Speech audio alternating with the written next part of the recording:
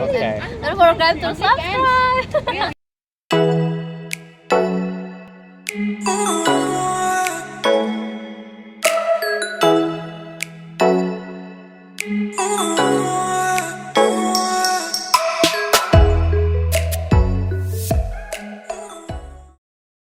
That intro is new. I know it's a little bit weird and a little bit long, but at least it kind of proves that I'm at least talking to girls. I know a lot of the other coaches aren't really talking to a lot of girls, so at least it's evidence of that. It's a beautiful spot here. Beautiful. Nice walkways. So, preselection. That's today's topic. Preselection. There's a lot of theory out there. My student was telling me that he felt like he needed to show a lot of pre-selection with the girls that we were meeting up with. We had a bunch of double dates, and he wanted to make out that he had a whole bunch of other options, a whole bunch of other girls. He was considering showing photos on his social media with a bunch of other girls, Dan Blazarian style, and he was thinking that if he showed these girls that we were dating multiple, well, quite a lot of girls. I've lost count how many girls we were going out on dates with. We're doing a lot of double dates as well. But the idea was that some of them were being a little bit slow. He would have to date them a few times before they would want to come back to his place. And he found himself going on lots of dates and struggling to pull with a good girl, the type of girl that you want to date, the type of girl that you want to have a relationship, the type of girl that you want to marry, the girl that has less experience than others, the type of girl that doesn't sleep with a whole bunch of guys. It might take a little bit longer. Generally it does take a little bit longer because, well, you're not the only one trying to sleep with her, and her putting up her guard to all of the men that she's dated in the past is what has kept her innocent till the moment that you meet her. Obviously unless she's right on 18 or something like that, but if she's an innocent girl that's 21, she's had a lot of suitors trying to break down those barriers, and she's had to look for reasons to dismiss, discount, reject all of those men that have come in the past. And one of those reasons, one of those signs that a guy is not a good guy that she should be dating is the guy that believes in pre-selection. The type of guy that tries to let her know, oh look, I slept with all these girls this week and I've got 20 other girlfriends, and because I've got all these girlfriends, you should be jealous and sleep with me now. And that's the guy that gets rejected by the good girl, ends up sleeping with the whore. Whore's like seeing that you have multiple other girls chasing you, because whores are looking for a guy that is very experienced in bed, has slept with multiple girls, lots of girls, is more likely to have a huge penis to satisfy a whole bunch of range of different girls. And if a guy's showing that type of pre-selection, then what he's doing there is he's letting her know that there's a good chance that he has a little bit of money to throw around for the gold diggers, which they're not wife material. So if he's throwing money around, then He's attracting the wrong type of girl. That's mistake one. Mistake two is, what if he is good in bed and he's showing a lot of pre-selection? He's DHVing and pre-selecting and showing that he's got a lot of options out there. The type of girl that's attracted to that has had a lot of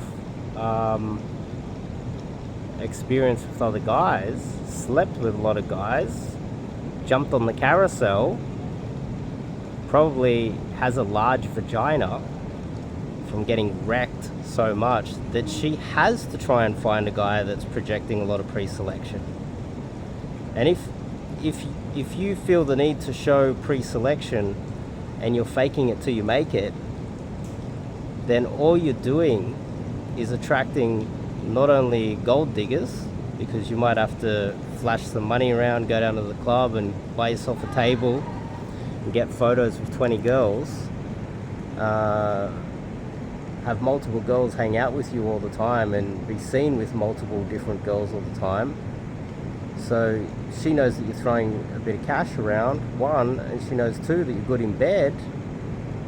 The type of girl that is looking for a guy that is good in bed, actually looking out for it and looking for pre-selection, is the type of girl that has run the carousel so much that she's sick of sleeping with guys where, I don't know how experienced you guys are, but I think I'm right up there with the top most experienced normal human beings, not superstars, obviously, not rappers or Wilt Chamberlain or anything like that, but normal people that have a lot of success, that aren't rich and aren't super good looking and famous, right?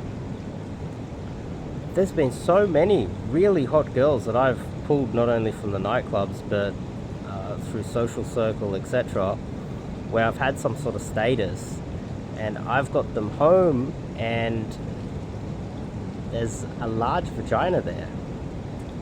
The girls had a lot of experience, and we both are like,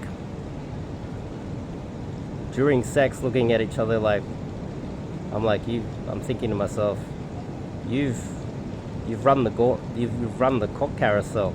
She's looking at me like, you've got a small dick, and only one of us is right, and that's me, because I promise you that all virgins can have a universal vagina.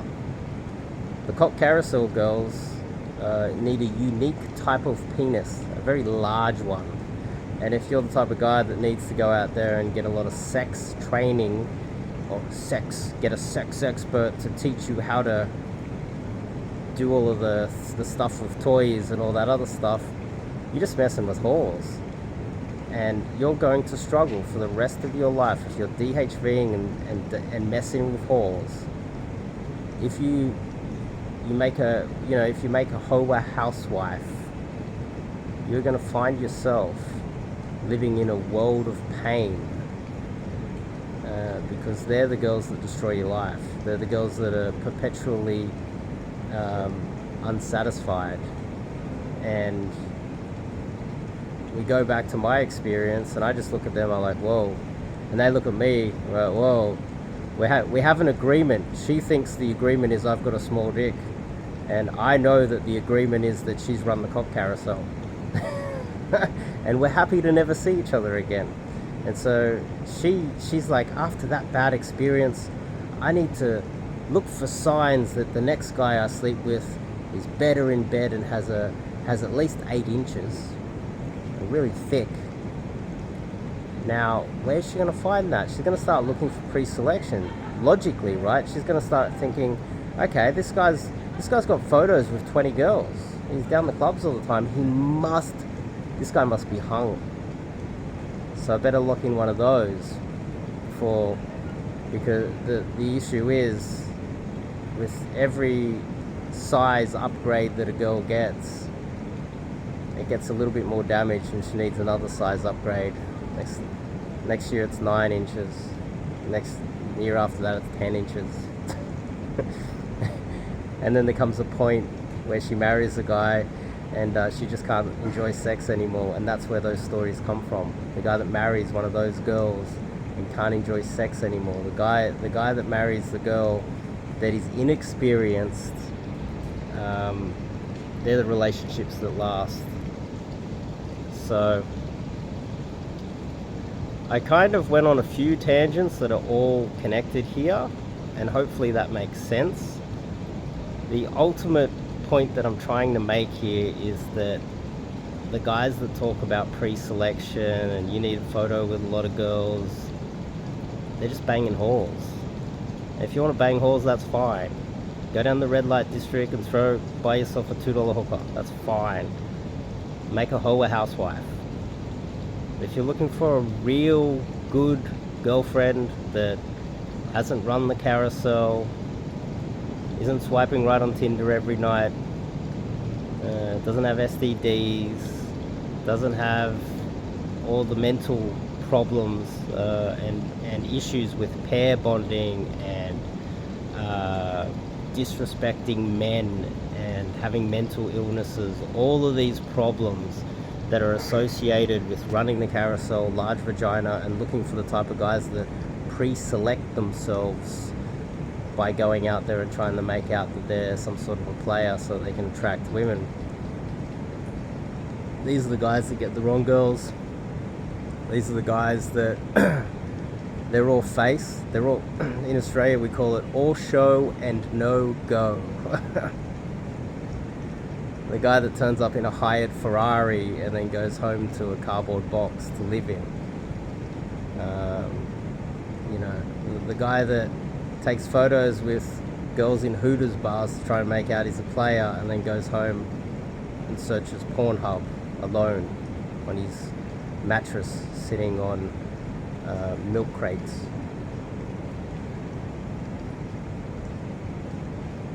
I think this is all related, but you get the point, right?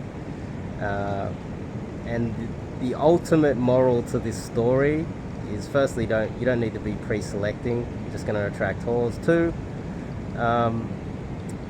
the best way to meet girls is through cold approach, day game cold approach, because they're not in the clubs with all the hoes, they're not on Tinder with the hoes, they're not looking at your social media with all the other hoes. They're not in any of those areas. They're never to be seen there. So how do you find them? Through cold approach day game. That's the best way to meet them. And that's how you meet your girlfriend. That's how you meet your future wife. And if you find yourself sleeping with a lot of girls, and I've heard the story, I slept with so many girls and I'm feeling lonely. It's a bit of a cliche. It's because you're sleeping with hoes. You're not building an emotional connection with girls that cannot pair bond. They're running the carousel.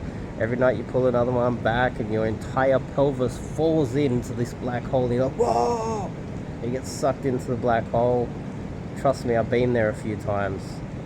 I start questioning my life decisions at that point. That's where day game comes in. It solves that problem. So top link in the description. Check out the website and get some cold approach coaching with myself. I also red pill the hell out of my students, which will prevent you from marrying the wrong girl. I give you all the tools to identify those girls, and whatever you spend on coaching, depending on how much money you have, you save 50% of your income by not marrying the wrong girl, by getting red pilled by me and learning cold approach, learning how to find a proper, good wife material girl. So anyway, I'm here with a bunch of students right now in a beautiful place, doing day game every day, meeting good, innocent girls, and learning to identify the bad ones and ditching them fast. I'll see you guys in the next video.